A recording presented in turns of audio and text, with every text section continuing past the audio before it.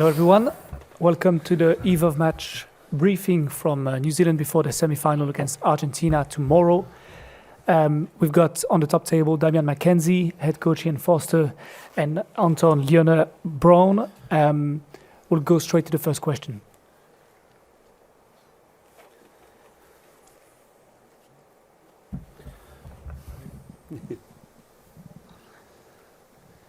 Hi guys, I'm Sergio Stuart from Ole Newspaper. This question is for you, Mr. Foster. Well, Pumas beat All Blacks twice. In the old days, we never thought that this can be happen. But today, Pumas, for me, are the underdogs. You are the favorites. I want to know what is your opinion about the Argentinian team, and if you, I don't know that you don't want to this happen. If you think that Pumas can beat the All Blacks. Well, there are two teams in a semi-final. Anyone can win. So that's the first mindset that both teams have probably got. So, look, we're massively respectful of Argentina. We know that they've had a great tournament. We don't sort of live in the past too much in terms of past results, because World Cup tournaments really are about the present, and I really believe that. You know, it's about the best team on the night, and if you go into a World Cup semi-final with any expectation that the past is going to just happen again, then you're going to be in problems. So, look, we're just excited about being there ourselves. We've been impressed with Argentina, how they've carried their campaign. I thought it was a great victory against Wales, where they showed their tenacity, and we know that they've got that because we play them regularly, and they've always been a difficult opponent. So there'll be no surprises.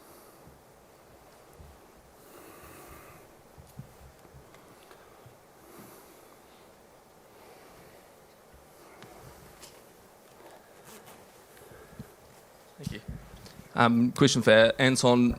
You're obviously there in 2019 in that squad, and a lot's been made of that semi-final and how it unfolded. I was just wondering, could you give us an insight into the role of the leadership group this week and how vital they've been in, I suppose, what happened in 2019 and helping, I suppose, ensure that doesn't happen again? Yeah, I guess, from 2019, I guess from that experience, you learn a lot, and it's clear that we've got some outstanding leaders in the team, and pretty much all of them were there, and I know that sort of loss is driving some of them. So yeah, I guess at the World Cup experience is key. And I know it's 4 years on, but you can still look back to that week and think about what you learnt from it, and I guess make sure that it doesn't happen again, and you get this week right.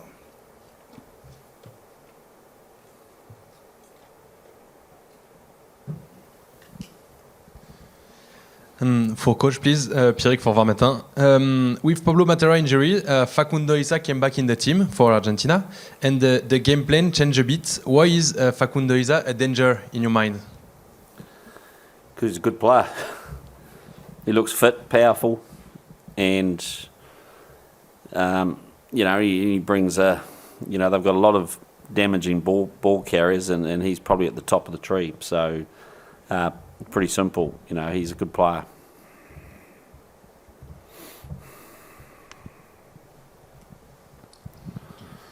Hi, good morning. A question for Ian Foster. After such a big match against Ireland, especially from the physical point of view, are you expecting a different kind of match, maybe, against Argentina? Thank you. Look, it's different because I got different jerseys on. It's not different from a physical side. And, I think the good thing about this game is that, we both know how tough each other is. And they're a very physical, combative team, particularly at the breakdown.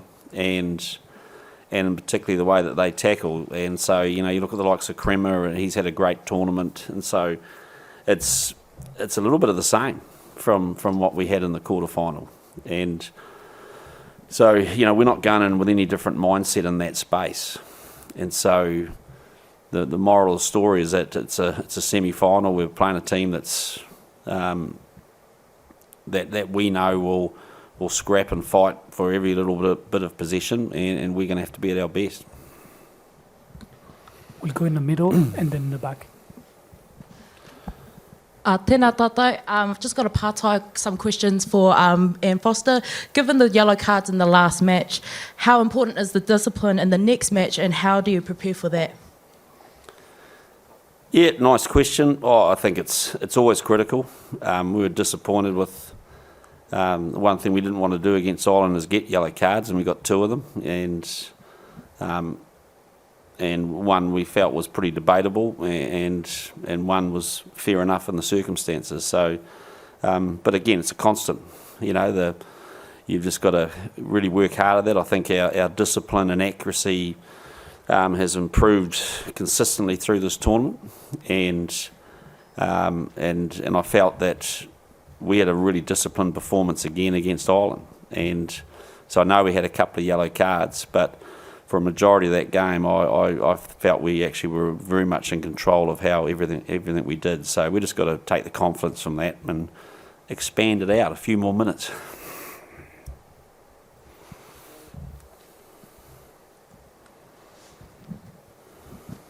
Ian, up the back. Dan Carter was at training yesterday. I know you brought in former players throughout the season. Does someone like Dan actually sit down and speak to the team, or is it more informal? Really informal yesterday.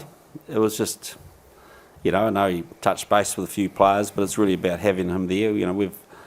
We've brought a number of them in, as you know, before this tournament. We've been privileged enough to have some of them around during the tournament, and the team love it, and I love it, because they've got a rich history of loving this jersey and what the jersey stands for, and they've got a great way of transferring that onto this current group.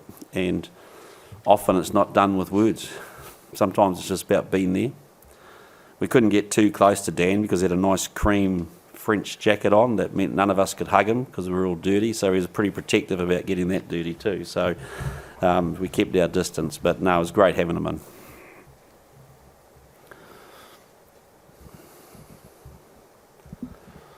Merci. Question for Jan. Prior to the Irish game, Jan, Who's that? on your left. Yeah. Sorry. Prior to Kareem. the Irish game, you said it's a final, and the narrative for all the boys was it's a final. Is it still a final versus Argentina, or last step to a final? No, it's a final. It's definitely a final, and the concept of no tomorrow in the last game we had is exactly the same this one. And so, we know on a schedule there is another game for the teams that don't win the semi-final, but our mindset, and I'm sure Argentina's is the same, which is they just want to give everything they got this week, and it's all about this week, and that's how we keep things nice and simple in our mind. And Anton, there's been a pretty consistent message from Ian and the coaches this week around the need to reset after such an emotional occasion against Ireland. In practical terms, as players, how have you gone about doing that? How have you gone about kind of, I guess, physically resetting and more importantly, mentally resetting for this game? Yeah, I guess no doubt. It was a special one last Saturday, but at the end of the day, we didn't come here to beat Ireland in the quarterfinals. We come here to win the World Cup, and we enjoyed that night. We enjoyed Sunday, and then got back to work on Monday. And Foz has talked about it a lot. Bird and Oka, our mental skills coaches, just about resetting, getting back into the right mindset. And I think we did that from Monday onwards, got because we know the challenge ahead tomorrow. We've got to go again, and like I said before, we're here to win World Cup, and tomorrow is another step to do that.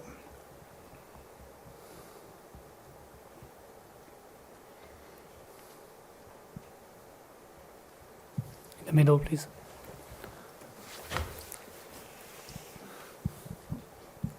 You'll get one soon, Damien.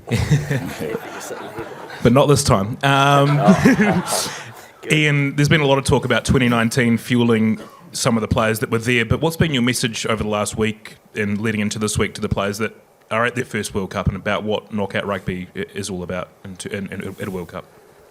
Yeah, can I just say is that most of the talk about 2019 we covered off in about that amount of time, and it's not lingering in our mind. It's because you take the lessons at the time, and then you apply the lessons. And so I think most of the lessons we've got out of 2019 have been taken on board. I think that yes, we make sure we go back and revisit. Okay, well, what were the keys? We've done that, but this group, where I'm really proud of this group right now is they're just loving being here where they're at right now, and they've shown. I think the hardest thing to do in professional sport is to stay in the now, is to actually be present where you're at and just to nail the thing in front of you, because there's so much talk about the past and talk about the future, and the hardest thing is to not allow yourself to get distracted by those two conversations, but just to be the best you can be right now. And we're working hard at that, and that's the coaching group as well, management team. And so I'm incredibly proud of the way the players are dealing with that, and they're not getting distracted by getting too confused about lessons from the past, because this group right now, it's got its own way of doing things, and so there's a lot of honesty within the group, and they're preparing really well, and we want to get tested tomorrow night, and we will be, and we just want to show that we can just deal with the challenges in front of us one at a time and just keep growing as a group, and that's the goal.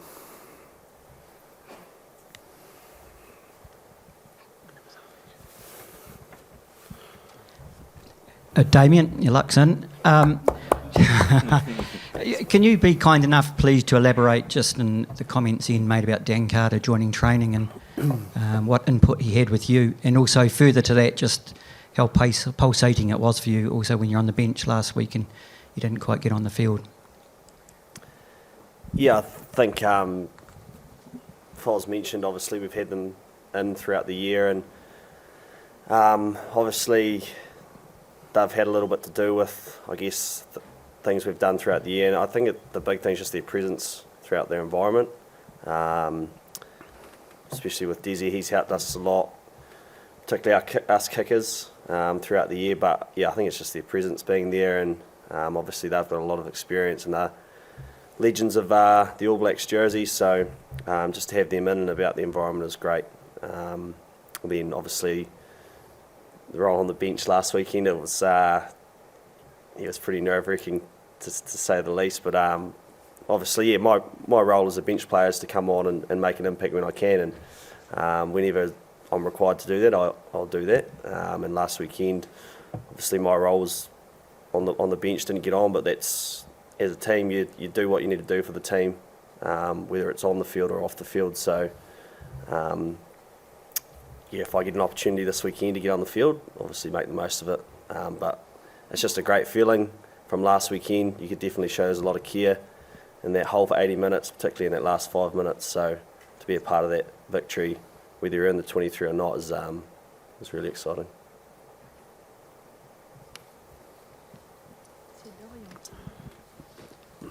Damien, 4 years ago you obviously weren't here through injury, and then, like you say, last week you didn't get on. Is there almost a sense of making up for lost time if you were to get on this week? Not at all. Like I said, my role is on the bench is to come on and make an impact where I can, and I know what I'm capable of doing there, and it's definitely not about coming on to prove a point or make up for that lost time. It's about getting on and just nailing my role within the team. Usually that's to try and speed the game up most times, or be cool-headed when I can be. So yeah, my role as a bench player is to come on and just do my job for the team, not to do anything special, play freely, and nail my role. Yeah, I'm definitely not getting out there to try to prove a point whatsoever.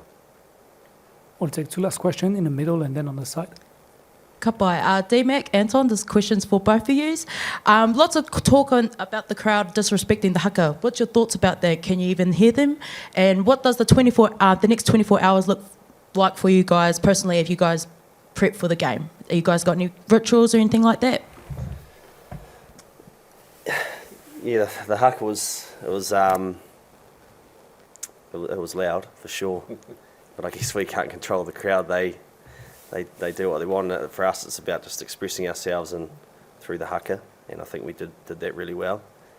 And then in terms of rituals, not too many rituals. Probably a bit of cards tonight, a fair bit of chocolate, and then tomorrow it's just sort of chill out throughout the day. 9 o'clock kickoff's obviously a late kickoff, so it's just about not getting too keen too early, just enjoying the day, and then looking forward to getting into it later tomorrow night. Yeah, I think Damo covered off the haka bit, and then very similar. I'll play Damo in 500 tonight. Hopefully get the W, and then enjoy tomorrow. Obviously late kickoff, so you have a lot of time in the morning, catch up with family and my partner, and then we're into it. I don't touch the chocolate, by the way.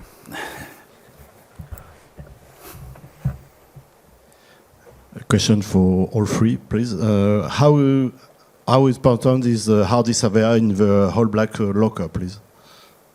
So who asked that question?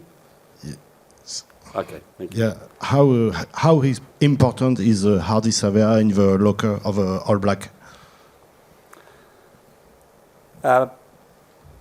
Look, we love Artie. He's a special player, but he's part of our group. He's got a role within our group, and he's a leader, and we love it when he expresses himself. But he'd be the first to admit that he can express himself when our group is functioning at the level that enables him to do that. So, look, he's a special man. He does some great things on the rugby park, but he's part of a group that is excited about expressing ourselves. Thank you very much, gentlemen. Thank you. Thank you. Thanks.